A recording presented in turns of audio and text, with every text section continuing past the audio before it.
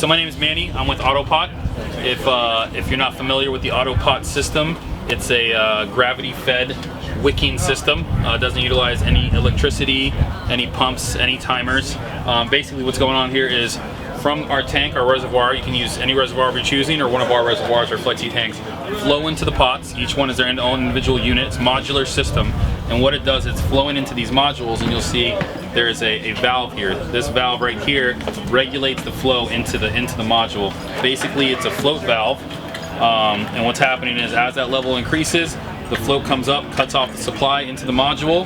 Once it bottoms out completely, water tension breaks on the bottom here, it opens back up.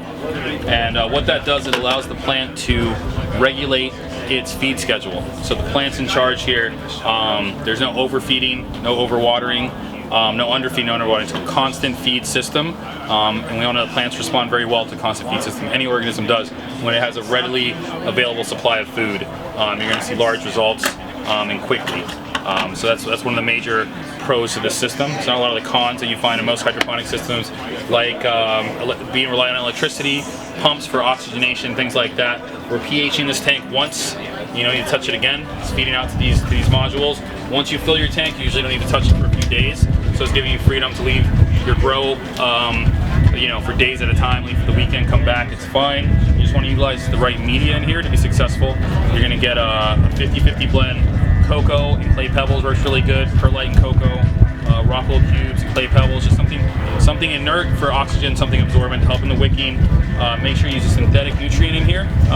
No organics really. Some organic elements are okay, but we want to avoid any clogging in these 1/4-inch lines. So it's very important that we use the right media and the right fertilizer when using the system.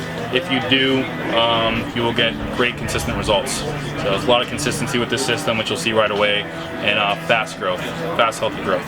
If you can use dirt, no peat. Peat gets too heavy. When you wet it, it's gonna weigh down. What about like a peat mix? No peat mix. So we want to keep peat out of here completely, as a rule. And I'm not saying it's not gonna work. You're just not gonna have the best results, and it could hurt the plant eventually. You can use soil. You want to mix the soil with perlite or clay pebbles. Is fine too.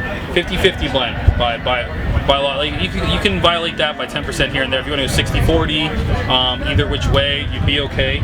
But don't go further than that as far as ratios go between soil and something else.